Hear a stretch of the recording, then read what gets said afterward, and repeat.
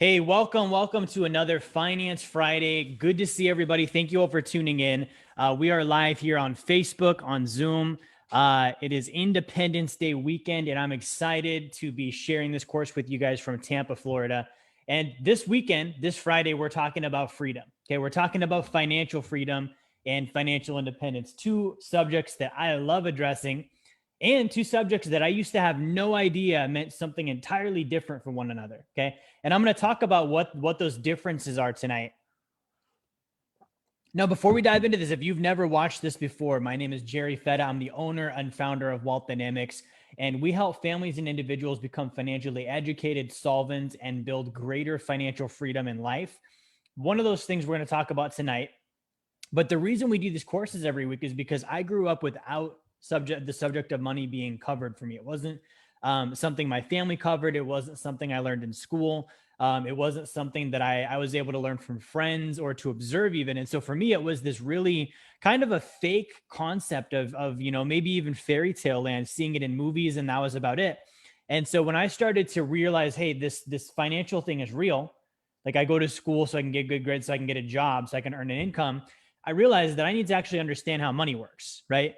And so that was something that was very tough for me because growing up, I didn't have any sort of background or education on money, had a ton of negative experiences with money.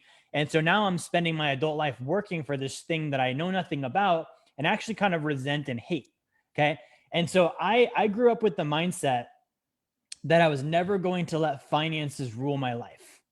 Okay. I watched my parents get divorced over money. I watched, my family kind of get torn apart over it. I watched my dad and my mom get divorced over it. We lost our house when I was 8 years old. We lost the car the same summer. We were homeless that year. Kind of a rough year, right? And so I looked at this and I was like, man, this financial thing, I'm not going to let it do to my life what I watched it do to my family's life. And so 17 or 18 years old, I remember making the decision that I was never going to trade time for money. Okay. I didn't know how. Okay, I didn't have anything planned out. I just knew I was not going to trade time for money. And so my plan was that I was going to enjoy life. I was going to relax. I was going to, not take work too seriously. I wasn't going to go to college. I wasn't going to start a career.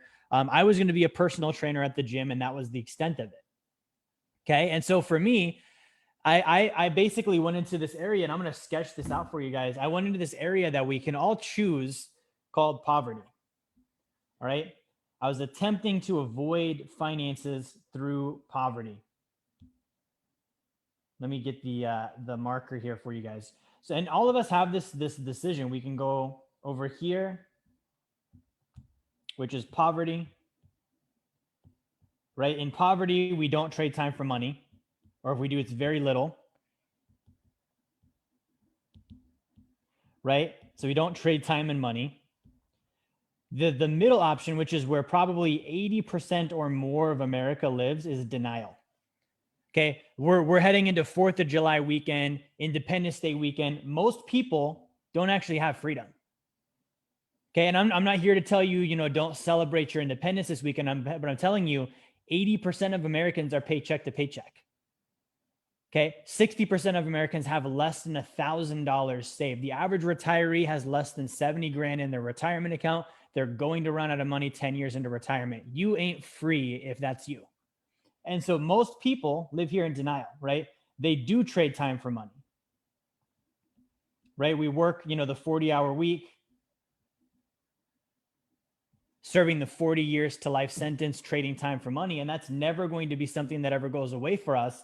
And we spend our time in denial as long as we get the weekends off. We get to live in a nice house. We get to drive a nice car. We get to go to Olive Garden, Outback Steakhouse, and TGI Fridays on the weekends. Then life is good. We go to church on Sunday, start again on Monday, and we think that we're living the American dream, as we might call it. And then the final option here is wealth. Okay, all of us have the choice of these three options. We all have the choice to live in poverty, denial, or wealth. I initially chose poverty. Okay, I thought that I was becoming financially free by doing this. I was like, hey, I'm not going to fall for I see this little game you guys are playing. Go to school to get good grades, to get a college degree so that you can get a job, so you can put your money in the 401k, buy the house, be in debt with the bank for 30 years, pay it off. And then hopefully when you're 60, you can retire and you die before your money runs out. I see the game. I ain't playing the game. Okay. And so I was like, my solution is I'm just going to opt out of the system. It's the matrix. I'm going to pull the plug out. I'm not going to do it. Well, I got drugged kicking and screaming at 19 years old, brand new, married to my wife. We're actually living homeless, squatting in an abandoned house because I didn't have any money saved, because I didn't have any income coming in, because I decided I was going to live in poverty. Okay. Now, to me, at least I wasn't living in denial. But I didn't realize wealth was an option. Now, wealth means that I have abundance and prosperity in all areas of my life. It means that I have the ability to treat money like oxygen, where I'm bringing in so much that I don't think about how much is left. I don't think about paycheck to paycheck. I don't think about running out. I don't worry about giving too much because it's outside my budget. I don't worry about travel. And so, what we're going to talk about tonight is centered around wealth. Okay. Now, as we're going through this, a couple of my ground rules. Number one, keep it positive. You guys are in the comments. We're talking about money, finances, freedom. This is an area that a lot of people are losing. A lot of people are not winning financially, and it's not an area that we talk about. When people do talk about it, they're either flaunting it on Instagram or they're hating on the top 1%. I'm here to tell you that I'm almost financially independent in my life. In about 6 months, I will be. I'm 29 years old. I've got zero consumer debt. I've got tons of investments, and I started out at zero. Okay. You can do the same thing. If you're 20 years old, I can show you how to get started. If you're in your 40s and you've been putting money in your 401k, I can show you what you need to do to get on track. If you're, near retirement and you know that you're not on track, we can help. But it starts with willingness to learn, which means that I realize I'm not winning with money and I need to change something. Right. And so positivity, become positive in the comments, come from a place of contribution. Second thing is, if I go over anything that doesn't make sense, ask questions in the comments. Okay. We'll answer them live here on Zoom. We'll answer comments on Facebook as well. And then third thing is, think about how you're going to apply this information tonight. Okay. Think about, how am I going to apply this? Because if I go through this course and I watch this like I do every single Friday, or maybe this is my first one, I don't think about tomorrow is a new day. How do I apply what I learned tonight during Finance Friday? None of it's going to stick. Okay. I might as well have watched Netflix tonight instead, right? I might as well have went to bed early or went out and partied or wasted my evening, because if I don't apply the information, none of this is going to help me. And so what's the point in learning it, right? So here's the thing I want to go over. We're going to talk about two topics. We're talking financial independence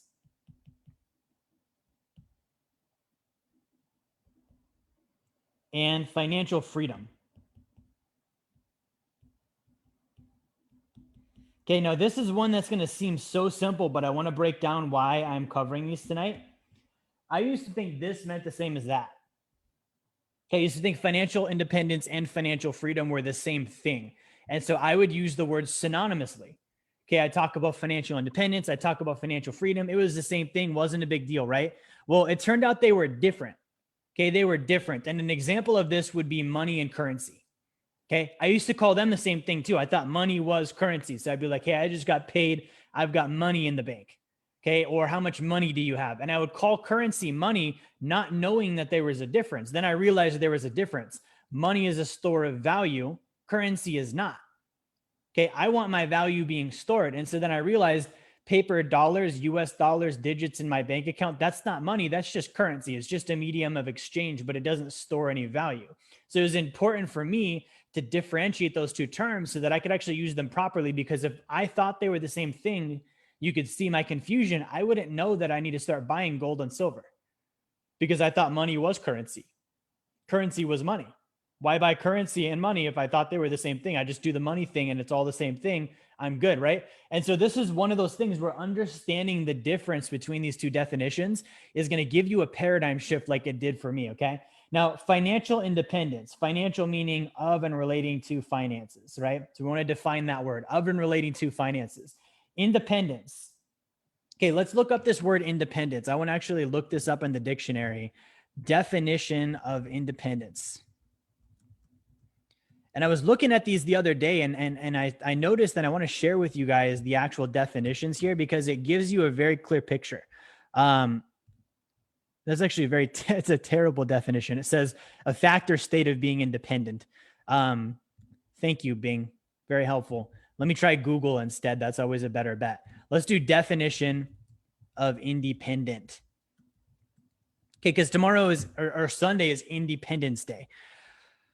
Okay, so free from outside control, not depending on another's authority, not depending on another for livelihood or subsistence. This is the one I want to cover tonight. Not depending on another for livelihood or subsistence. Okay, so we're talking about financial independence, meaning that we are not dependent on another for livelihood or subsistence. That means that something else doesn't dictate my income. Okay, for most of us, we do have that. We have a job. Okay, we have a job. And because we have a job, we are dependent on that job, right? For how many of us is this true? We have to go to work on Monday, as long as it's not a holiday, right? If it's not a holiday, we have to go to work on Monday because we have a boss and we have a job and we have to earn a paycheck. And if we don't go to that job, we don't earn that paycheck. And then the mortgage doesn't get paid. And then the car payment doesn't get made. And then we can't buy groceries. And now we're out on the streets and we're homeless and we're not living our best life. So we have to have that job. Okay. And I'm not dinging jobs. I'm not saying don't work. I admire work. I think you need to work. Work is a part of life. But I'm saying this idea that I have to work for a paycheck, trading time for money, which is what a job is dependent. Okay. If that job leaves, I can't survive. Therefore, I have to be subservient to the job. Right. Now, here's the sick thing. Okay. We've talked about this before. The currency, the dollars that we have, they have no value, right? They have no value. We have this dollar and it has no value, and we trade our time for that dollar. That dollar goes down in value by about 5% every year, right? I think $1 back in 1913 to buy the same things that it bought back then, I think you need almost 30 of them today, right? The dollar's lost almost 100% of its purchasing power. And so we're trading our time, which time represents action. Time represents behavior. In a job setting, it represents skill set. It represents talent. It represents time away from family. It represents sacrifice. It might be represent debt from college because I had to get into debt be able to get that skill set. So the time that I'm trading for that money is really just a indicator or a representation of all of these other things, which are really blood, sweat, tears, action, and freedom. Right? So when I'm trading my time, I'm actually trading away the opportunity to do other things. I'm trading away, my skill sets. Maybe I could use them for myself or in other areas. I'm trading away, my education that I had to commit to be able to get that skill set. I might be trading away my finances because of the debt that I mentioned that I might have had to get going to school to get the job. Right? And so I'm trading something of real value, right? These different factors that I mentioned for something of lesser value. And it goes down in value every day, which means every single day I'm working harder and harder for less and less value. Doesn't matter if I got a pay raise, guys. It doesn't matter if I got a pay raise. We're seeing right now the Fed is printing money. They're lowering interest rates. That devalues the currency. And so no matter how I look at this, the dollars that I get today will never buy as much as they do in this very instant. They will only buy less over time. Okay. When I learned that pissed me off. I was like, there's no way in hell I'm doing that till I'm 60. That's slavery. Okay. That's why I say we're celebrating Independence Day, but I realize I'm not free. At this point in my life, I'm not free. 8 out of 10 of you guys aren't either. Okay. Stats say actually closer to 9 out of 10. And so we can either, again, go back to the very beginning, denial. Oh, Jerry's too harsh. I'm turning this off. I'm trying to have a relaxing Friday night because it's the weekend. And that's actually a symptom that you're in the middle class rat race. The inability to confront the truth about this matter of trading time for money, the inability to hear the truth about it, the inability to look at, okay, I actually am stuck in that rat race, right? Or living for the weekend, or we can be in poverty, right? None of this matters. Let me just get my stimmy check. I'm gonna spend whatever I can on bologna, beer, and rent. Maybe buy some weed, and that's it. That's my existence. Right? And what I want to talk about is how do we get here? How do we get to wealthy? Because right now, only about 10% of Americans have $1 million or more in net worth. Okay. Only about 1% of Americans have 10 million or more. There's something wrong with that. Okay. There's something very wrong with that. That's like we hear about wealth inequality, except guys, this has been happening for centuries. This is not this new trendy thing that Bernie Sanders came up with that we're all being made aware of. No, this goes back to lords and serfs. Like, that's how far back this goes. It has never changed. The difference is now we get to vote. So we feel like we get to pick our rulers, right? And we get to have this pride and patriotism, but it's still no different, right? We still have the majority earning all the income, the minority working to produce all the income for the majority working to produce the income for the minority.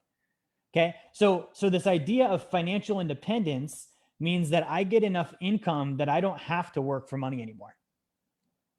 Okay. We call it passive income greater than savings, expenses, and taxes. Okay. It means that I have enough invested that it pays me income that I don't have to work for, that will show up every month on a recurring basis, that's safe and reliable and truly passive, so that I can unplug from the job. Okay. And it doesn't mean that I never work. It means that I don't have the obligation of trading my time for money. Okay. That's financial independence, right? Now, we're 2021 and 2020, we're very aware of social justice. This whole thing that I just drew out for you guys, this is the biggest social injustice that exists. Okay, like, nobody's rioting over this. There's no protests about it, none of that stuff. Okay, we're all just going to go to work on Monday and accept the fact that that's how life is, and then we're going to encourage our kids, go to college, get good grades so you can jump into the system too. I'm saying no. Okay, financial independence. So the difference is here. Financial independence is a milestone. Okay, we talked about last week, we have this gradient approach of greater and lesser financial freedom. Okay, and so on this side we have lesser, this side we have greater. Okay, so this financial freedom as a definition, there's not actually like a target where this is financial freedom. No. It's actually, there's no absolute. There's greater and greater degrees of it and lesser degrees of it. Now, financial independence is a definite milestone. Okay, on this chart, we're at some point going to become independent. Meaning I'm going to have, again, passive income, PI, greater than set, savings, expenses, and taxes. That's a definite point. Okay. Now, past that, I continue to be more financially free. So check this out. I used to think that this was financial freedom. I thought, all right, when I get to the point that my passive income exceeds my savings, expenses, and taxes, I'm now financially free. And that's what life is all about. And that's great. As I'm getting closer to it, like I said, I'm going to be there in January of 2021, if not sooner. As I get closer to it, I realize this means that I'm not going to trade my time for money, but it doesn't mean absolute freedom. Okay, here's what I mean. I might have the ability to no longer work for a job and trade my time for money. I have a business. I'm my own boss. Anyone that owns a business knows it doesn't mean you're free. It actually means you probably are less free than if you had a job, right? There's responsibilities that just don't go to sleep for me. I have clients, staff, stuff that always comes up that if I was an employee, I could be like, clock out, Friday night, I'm done. No. That's not how it works as a business owner. So as I'm getting closer to financial independence, I'm realizing I couldn't go buy a jet, right? Like freedom, let's look at that definition really quick too.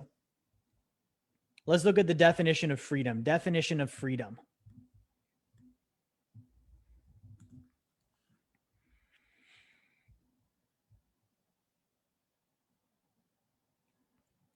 The power to act, speak, or think as one wants without hindrance or restraint. The state of being physically unrestricted and able to move easily. The state of not being subject or affected by a particularly undesirable thing. The power of self-determination attributed to the will. Unrestricted use of something, right? So freedom, unrestricted, right? It means that I'm not subject to any sort of restraint. Just because I'm financially independent doesn't mean that I'm unrestricted. Okay, now it's a greater level of freedom versus someone that's not, right? So if I don't have to go to a job anymore because I don't have to trade time for money, that's more freedom than someone that's maybe back here and they do have to go to a job on Monday, right? But like I said, just because I'm financially independent doesn't mean I can go drop, $50 million and buy a jet. Okay, doesn't mean that I can donate $1 million.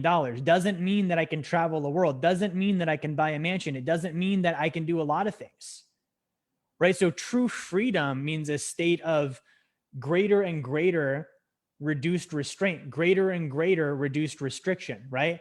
And so if I'm trying to become ultimately financially free, I have to realize, A, that's a gradient scale. And the ultimate of that would be I can literally do anything, financially speaking.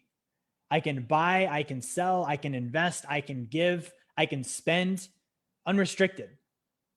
Right? I think about guys like Warren Buffett and Bill Gates, where they literally couldn't spend their money. Like, those are people that they have so much built up in assets and so much built up in cash. They couldn't spend it all in this lifetime if they wanted to. And so that's greater financial freedom because they're unrestricted. Okay. And so I want you thinking with this, because some of you guys are clients and you're close to maybe financially independent. Okay. And I don't want you getting fooled into thinking I'm financially independent. That means I'm free. Freedom is something you continue to fight for, right? So this isn't a finish line of, okay, I'm financially independent, I'm done now, I can clock out and I can just go live on my passive income. No, if you do that, like we talked about last time, you have taxes, you have inflation, you have the totalitarian mindset of our current culture. All of those things are going to come after your assets. Okay, all of those are going to erode your wealth. And so if you're not continuing to create financial freedom, continuing to build, continuing to invest, continuing to grow, continuing to expand, then you will and can go backwards. Okay, so this is not something we stop here. We continue going forwards. Now that we have these two different things defined, financial independence, meaning I have passive income that exceeds my expenses, savings, and taxes. Financial freedom, meaning I have more so a definition of wealth. Like I said, abundance of prosperity in all areas of my life, the ability to treat money like oxygen. That's less of an income number and it's more of a net worth number. Financial independence is an income number. I have so much coming in passive income. I can unplug from the rat race and be done, versus I literally am unrestricted in life. And that means I have assets. I've got assets built up. I've got net worth built up in addition to the passive income, where I can just drop money, invest, give, donate, whatever I want to do. And it doesn't matter because it's never going to run out. And it doesn't ever come to my mind that I need to think about my actions, financially speaking. Right? Now, part of this, and this is a hang up that I know people are going to have, is the morality thought, right? Like money turns people evil. What if I get this much money and I'm that powerful, where I really have wealth and I really am unrestricted? What if I become bad? Then you were probably bad in the first place. Money is an amplifier. It's not something that's going to turn you and make you bad all of a sudden. If you have ill intentions, it's going to give you more power to do those ill intentions and act on them. If you have good intentions, it's going to give you more power to act on those good intentions. I think the condition of the world today is 100% solely because the wrong people have all the money. People like Klaus Schwab have all the money, right? People like these rich old white politicians have all the money, right? You and I, we don't have all the money. We're the good people. We're the ones that would do the right thing. And we don't have it because we don't know how to get there. Okay. And this brings me to my next point. Most of us, statistically speaking, we're not at financial independence. Okay. We're, as we talked about, this gradient scale here, we're on the far back end of this. Okay, we're over here where we have lesser financial freedom. This is not a ding, this is just a statement of fact. Some of us are in poverty, right? Some of us are in debt. Some of us and most of us are financially illiterate. As I say illiterate, I'm probably spelling it wrong. How's that for irony? Some of us have no savings or no solvency. We're insolvent, right? Some of us, we have too many expenses, right? So we're negative cash flowing. Also known as paycheck to paycheck. Some of us aren't investing, right? Some of us are paying 6 figures in taxes. How's that for your patriotic American flag as we grill hot dogs? That's the price for our 6-figure taxes. But these are all varying degrees of reasons why someone may not be experiencing financial freedom. Okay, and I'm here to tell you, you can. Okay, my goal is to help you get there, but it's going to start with realizing where you are here. Okay, it's going to start with realizing and admitting, if I have debt, I'm not free. Okay, if I'm living in poverty, I can't, on 4th of July, I can celebrate my nation's freedom, but it doesn't mean I have personal freedom, right? If I have insolvency, I'm not free. And if I'm not free, I don't live like I am. I live like I'm not, meaning I fight to become free. If you think back to 4th of July, 1776, we declared independence from Britain. What did that mean? It means we realized as a nation, guys, we are not free. We're willing to fight for it. We're willing to die for it. And we're willing to do literally whatever it takes to become independent from that other nation, right? We didn't say, oh no, we're not free, but it's still comfortable enough to continue doing what we're doing. No. We said, screw this. We're done. I would rather die, right? What is that phrase? Give me liberty or give me death. How many of us have that mindset with our finances? Give me financial freedom or give me death. Okay, I'm not going to be another cog in the wheel till I'm 60. I watched my mom do that. I watched my mom work until she was 60, and we put some money away for retirement, and she did all the right things. And at 60, she died. Stage 4 colon cancer, dead in 6 months. Okay, I was her financial advisor. And so I watched that entire thing not work with the person that at that time in my life, I loved the most. Right. And so when we look at this, I want to really confront, where am I at on this scale? And what's the next level of financial freedom for me, guys? This should be urgency. This should be my battle cry. This should be the reason why I go to work on Monday. It's not to pay my bills. It's because I'm freaking digging under the prison ground tunnel. And my job is funding me to do that. I'm going to work 40 hours at a job that I hate because they're going to pay my damn bills and my paycheck so that I can continue to dig my tunnel and get out of prison. Okay. And I'm going to be good when I go to work, and I'm going to produce, and I'm going to do everything I need to do because I have to have that paycheck, because that's my way out. Okay. So part of this is realizing where I'm at. The other part is fighting daily. So what does this look like? We have this thing that we talk about called the big three, right? So we have knowledge,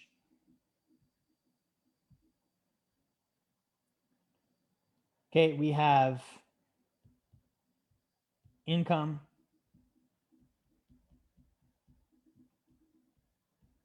and expenses. On a daily basis, these three things are my battle tools, right? If I'm not free and I'm really trying to break free, every day I should be studying finances. Okay, I talk to some people that are like, man, Jerry, I want to be financially free. I want financial independence. I can't get them to freaking watch a video every day. You're telling me you want to be financially free and you're not willing to watch a 5-minute video on money every single day? You don't want freedom. You say you want freedom, right? I have people that say, Jerry, I want to be financially free. They won't go earn more income. Okay, they won't learn sales because they think sales is a dirty thing. And so they'll continue living paycheck to paycheck, all the while, I want to be free, I want to be free, I want to be free. No, you don't, because you're not willing to actually go earn income. You just say you do, right? Or the expenses. They want financial freedom. They're not willing to have a budget.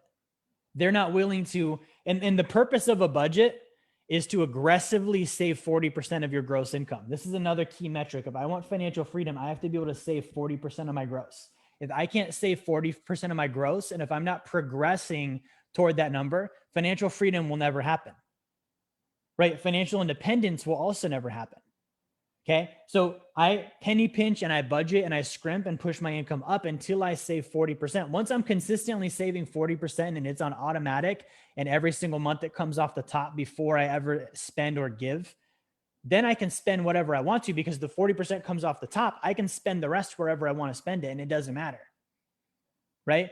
But so many people, these are your tools, and they're not using their tools. People are like, hey, I want this financial independence. I want passive income. I want to live the life. I want to be out of the rat race. I want to do what Grant Cardone did and what Rich Dad Poor Dad did. But we're not willing to learn. We're not willing to go earn more income. We're not willing to budget our expenses to get there. And we're not willing to commit to a forced savings plan. Okay, that's like being in prison. Like that's like being in prison and saying, I hate it here, right? I want to escape. The food is terrible. The guards abuse me. I don't like the people. I don't belong here. By the way, I'm innocent and I shouldn't be here in the first place. And someone's like, great, here's your shovel. Here's your prison shank. And then here's your way out. Here's your map. And you're like, okay, I've got my 3 items. I'm never going to touch them. Yet I still want to escape prison. It's not going to happen. Okay. So this has to be something that really increases our urgency on, okay, if I'm serious about financial freedom, if I'm serious about financial independence, it's a daily thing, right? We get passionate about stuff. We get passionate about spirituality. We get passionate about race. We get passionate about gender. We get passionate about patriotism. We get passionate about all these things. Where's the passion for this? Where's the anger that I see some people have with their race and with their genders towards this? You know, that deep-seated, like, I'm a freaking get free no matter what. Like, if I'm a slave, I get free. If I'm a prisoner, I get free. Where is that? Okay, it's again, this denial thing. We can't do the denial thing. The denial thing is the damper that puts all of this out, and it makes it okay to stay in the jail cell. Okay, and I want to help you guys realize too, just on the knowledge, right? Just on the knowledge, some of the knowledge that we talk about here tonight. Did you know that there are countries that you could live in right now that tonight you wouldn't be able to watch this live stream? Someone telling you how to become financially free, you wouldn't be allowed to watch it. Okay, we do live in America, and so we do have certain freedoms, and one of those freedoms is freedom of speech and freedom of press. Okay, this is technically me on this stream is a form of freedom of speech, right? And it's also a form of freedom of press. I'm sharing news with you and information with you on a public medium or exchange. Okay, there's countries where you can't do that, right? So we have the ability to get the right information, right? We actually have the right info. So we have getting the right info. We actually have the right info. I'm sharing it with you. Okay, and some of this information is very controversial. Like we're talking about central banking. We're telling you that your president doesn't rule the country, the central bank does, right? And this the truth. I can show you reports and books and biographies and statements from presidents and central bank heads that will validate that's how the country works. That's the truth about the situation. You have that info. There's countries where you would never be allowed to learn that. So the advantage that we have to actually get out, right? We have so much more access to, and not only the advantage, the tools. Okay, we're teaching you about investing, owning gold and silver, and putting money in your sacred account. Today, I put together a tax plan for someone. They earn over $250,000 in income. They're paying about 130 grand in taxes. I got them down to zero. Not reduce you by 10%. No. We put together a plan that if they do it, they will pay zero taxes. They will get $130,000 back from the IRS and pay zero taxes. Like, just think about that. That might not be you. Maybe you can do taxes and get 10 grand back or 5 grand back, but just the fact that you have access to that and we're not using it. Okay, when I say we're not using it, some of us are, but not enough of us are. 80% of us are paycheck to paycheck, right? Not even the paycheck to paycheck stat that bothers me. It's this one. Okay, 99% of us don't have $10 million. Forget 80% is paycheck to paycheck. 99% of us don't have $10 million. We all should. There's no reason why any one of us shouldn't have that. And if you look at the math on this, it's very doable. You can achieve it in your lifetime, and you can pass that on to future generations. The wealthy do it all the time. Look at the Rockefellers, the Waltons, the Rothschilds. Like, these are all examples of people that did that, and they're doing the same stuff I'm talking about tonight. And it's because at one point, someone in that family got fed up and said, I'm done. I'm done. Give me liberty or give me death. I'm fighting for my freedom. I'm fighting for my family's freedom. I'm not going to live in denial. There's nothing that can make me comfortable staying where I'm at, and I'm going to become financially independent. Right now, the last thing I want to talk about here, because we talked about the varying degrees, right? Different things we can do to become more financially free or less financially free. But what does it actually mean when you're financially independent? Right? Independent. We've got the passive income greater than savings, expenses, and taxes going on. We have that happening. What does life look like at that point? Because I want to dispel the myth. Okay, I want to dispel the myth. The myth is I retire. Okay, I go live on the beach somewhere, and I no longer work, and I no longer contribute to society, and I just enjoy what life has to offer me. Some of that might be true. But what I want to share with you is that's not what I'm helping you guys do. Okay, when you're financially free, that means that you have to achieve more freedom. Okay, more freedom means that it's not just you now, it's also for other people, right? And so you're financially free. What about your kids? What about your grandkids? What about your church? What about your community? What about your friends? What about your family? What about your coworkers? What about your employees? because they're all in jail right now. If you broke out, that's great. But are you really going to be the asshole that's on the outside of the fence and everyone in the prison sees you there and they're like, bro, you broke out. How did you get out? And you're like, I'm not telling. I'm not sharing the map. I'm not sharing any of the stuff that I did. Okay, you guys can just enjoy watching my life from the outside. I'm free now, but you guys stay in that little cell. Right? And so when somebody becomes financially independent, their goal is to create more freedom.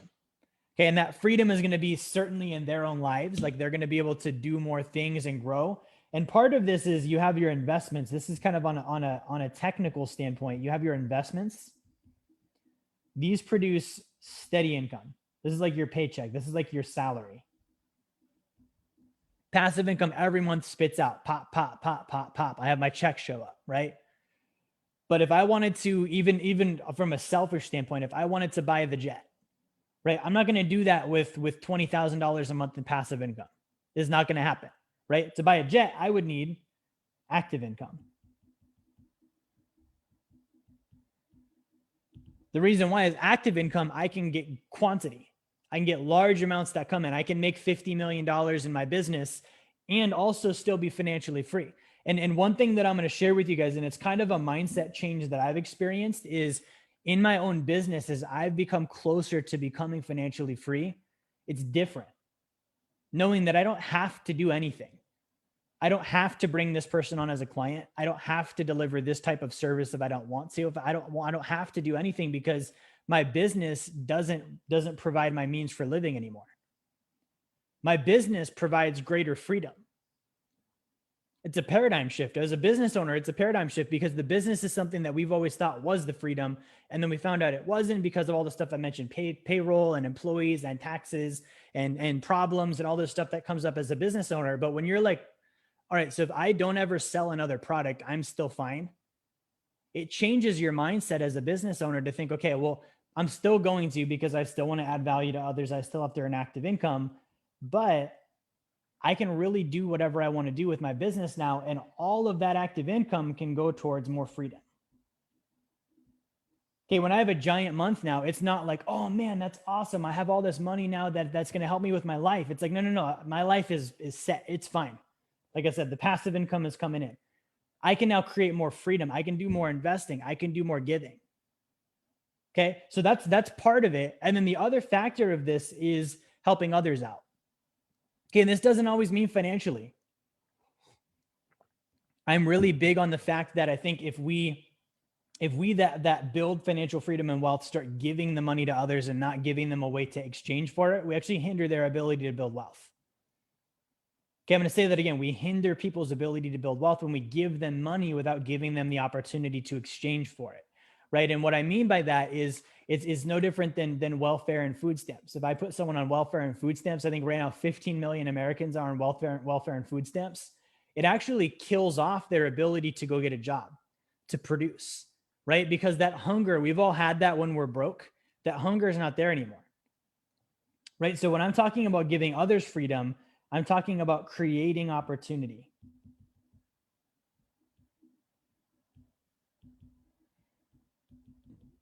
Okay, creating opportunity to maybe learn. Right? If I had a business and I didn't need the money anymore, and I knew what could happen with financial education and literacy, maybe as a business owner, how much more time do I spend on making sure that the right financial literacy is there for my employees and their families? That's an easy one. That's such an easy one to do because those people that come to my office every day, they come to my workplace every day, I actually control their income. And so why not show them what to do with it once they get it? Right? And I can spend the time and invest the money to do that because if I'm financially free as a business owner, I can now create the opportunity for them to learn. That's increasing financial freedom around me, right? I can also help people earn income. I can give people opportunities to earn income. I can say, hey, I'm going to give you, XYZ opportunities to earn income. And it might be charity and I don't actually need the help, but what the hell? I've got this much money. Why not help somebody? Why not put the opportunity there? Okay. And this is great because so many people are in a position where if you had like silly amounts of money, we all have these crazy ideas that come up all the time, business ideas, charities, like things that we would do. I have a client that I know is watching. He's always wanted to open up a local car wash. hasn't done it, probably won't do it for a little while, but it's one of those things where it's like, well, shoot, if I had the extra income, yeah, I would do it. Okay, well, why not hire the kid down the street who his parents aren't earning enough income, right? Or why not hire your grandkids who are maybe 8 years old and they can't get a job elsewhere, but that it's going to help them to earn an income? Or why not hire the extra, the pastor that works at the church and isn't earning enough income on his pastor's salary? Right? You don't need the car wash income. That's not what you're living off of. That's creating freedom for others, right? And then the other part is legacy. This is another one, like, for me, I'm very passionate about. This is like your kids, grandkids, churches, charities. Imagine them starting where you left off. Okay, because when we were born, a lot of us, we started at zero. Some of us started behind zero, right? But imagine your grandkids starting at $10 million. Okay, and I want to give everyone a moment to get over like the preconceived notion we have about the trust fund brat and Richie Rich and all this stuff about giving your kids money and spoiling them. That's not going to happen just because of money. If your kids are spoiled, it's because of how you raise them. Same thing with the grandkids, right? But if you raise kids and you teach them good work ethic and honesty and exchange, adding value to others, all of the stuff that's important, and then you give them the right education and you give them the right resources, they're not going to do bad things with it. Okay. And so imagine your grandkids like starting off life with $10 million in assets and not having to trade time for money, and them being able to carry on your legacy because you have this trust document that says, hey, this is the family legacy. This is how we carry it on. This is how we help people. These are the businesses we start. These are the investments we make. These are the charities that we donate to. And it becomes something that lasts 2, 3, 4, 5 generations. Imagine how many people that impacts and the amount of freedom that gets spread, right? And you do that with intention. Like, that's the thing is, and I'm going to wrap up and answer questions here, is not only are we already dealing with this, right? Poverty, denial, wealth. And then we've got the 10%, have $1 million and only 1% have 10 million. And we have all these obstacles and problems and poverty and debt and all this stuff. On top of that, we have the banks, we have Wall Street, we have the IRS literally preying on people while they're going through these struggles. These are large, powerful, well-funded groups intentionally sucking the life out of people because they know that the people can't do anything about it. Okay, that's sad. And so we don't have a protagonist. We don't have a good guy in this scenario. There aren't many people that are as big as a bank or as big as Wall Street or as big as the IRS or even moderately close that are like, hey, my life's intention is to do the opposite of what these three groups are doing. Instead of taking, I'm going to give. Instead of hurting, I'm going to help. Instead of sucking, I'm going to add value. So imagine if we had all of these families that were doing just that. We were educating and we were providing education and opportunity and jobs and businesses and investments and donations and charities and churches. And we could actually counter all the garbage that happens because of these three groups. Okay, couldn't you see at a critical mass how the world would actually start to shift? If enough families lived that way, if enough families had the resources and they had the education and they had the plan to actually do that. See, that's what freedom is about to me. That's what freedom means to me. And it goes back to like our founding fathers. We talk again about Independence Day. Okay, a group of men and women that said, hey, we have a better vision for this country. We have a slim to none chance. Okay, we're literally fighting an empire, a bunch of colonists and random guys with guns fighting an entire empire with an organized army and navy. And we don't think we're going to win, but we're going to try. Okay, and so for my question for you today is, are you willing to be the founding father of your family's wealth? Are you willing to make that commitment? Are you willing to make the sacrifice? Are you willing to make the investments? Are you willing to put in the time to be the founding father for your family's wealth? Because that's what freedom means. And it goes beyond just your family. If you instill that in your family, they're going to instill it in their family, and it's going to spread, and it's going to be a freedom like we've never seen before. But it starts with us. It starts with me and you watching this feed tonight, sharing it with our friends, implementing what we're learning, making sure we're understanding the content and actually running with it. Right? So guys, what I want to do is I'm going to answer some questions here in the comments now. Good to see everyone, by the way.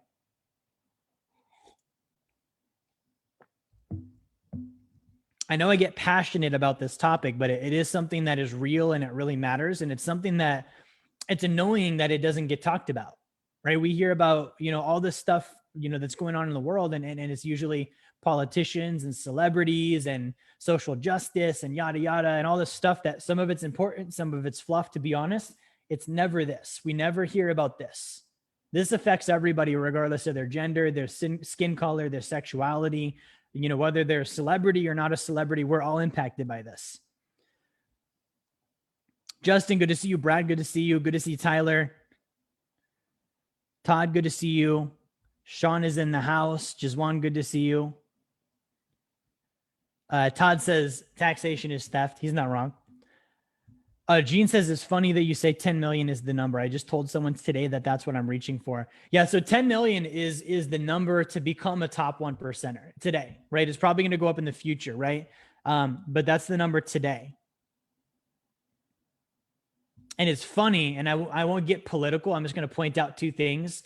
Presidential election, right? We just had last year.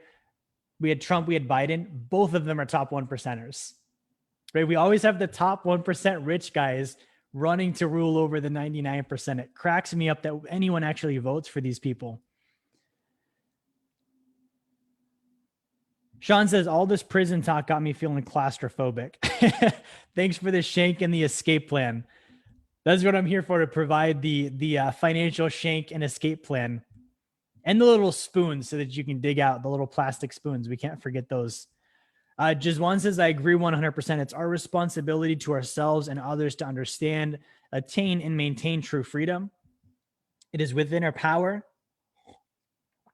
to share our knowledge and help others, because wealth is an abundance and prosperity in all areas of life. That's right. That's what we're called wealth dynamics. You've got 8 dynamics in your life. All of them should be wealthy. All right, let's see what we have for questions here on Zoom tonight.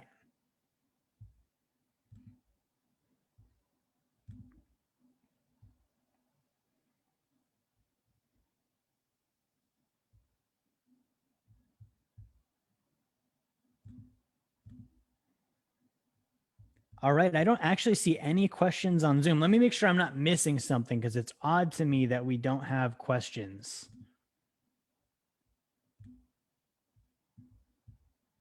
Yeah, no questions on Zoom. I think I honestly might have scared everyone tonight. All right, let me see if we have anything else coming in before we wrap up. Good to see everyone. Again, if you have questions tonight, do drop them in the comments. We're going to hang out maybe for another minute here, just to make sure we don't miss anybody.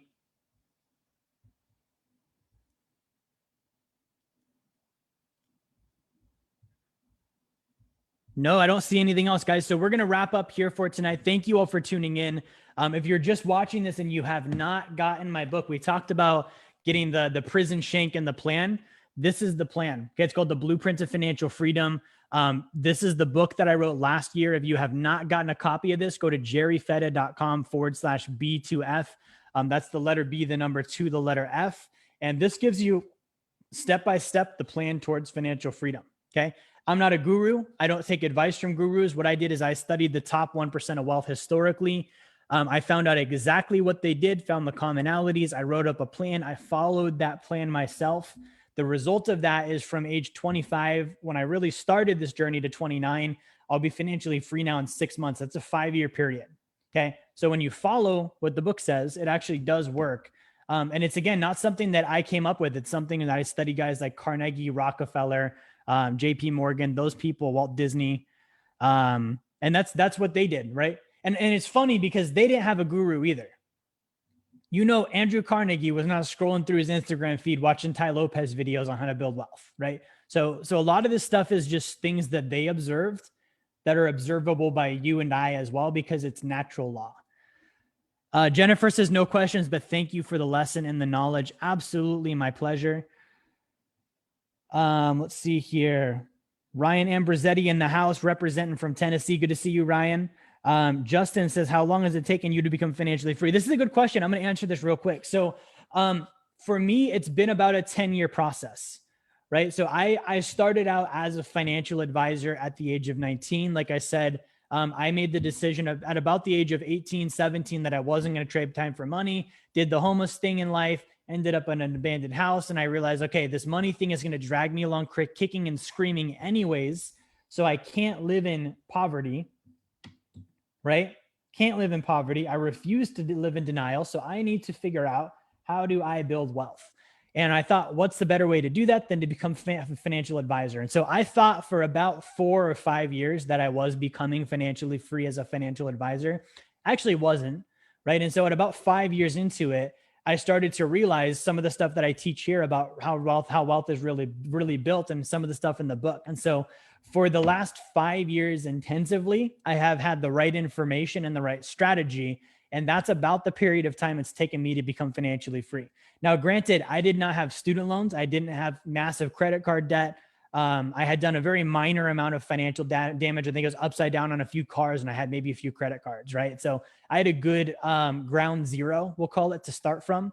But there's no reason why anyone here can't do it in 5 years. But for 5 years, I was extremely weird, right? I saved everything I made. I didn't buy the Lambo. I didn't go on private jet flights. I still don't do any of that stuff. Every dime I make, as much as I can, I put it towards investments. And so that means that, I live without a lot of stuff, right? I live in a nice house. We don't have, $1 million car. I don't even own a car right now, to be honest. I use Uber because I would rather put the $100,000 I would spend on my car into my Forex or my real estate and have that growing for me. So long answer to Justin's question, but it's been about a 5-year intensive pursuit for me. All right, guys, I think that's it. Let's go ahead and log out before I hit any more bunny trails. Thank you all for watching. Enjoy your Independence Day weekend. Make sure that you like, share, and subscribe, and I will see you all again next week.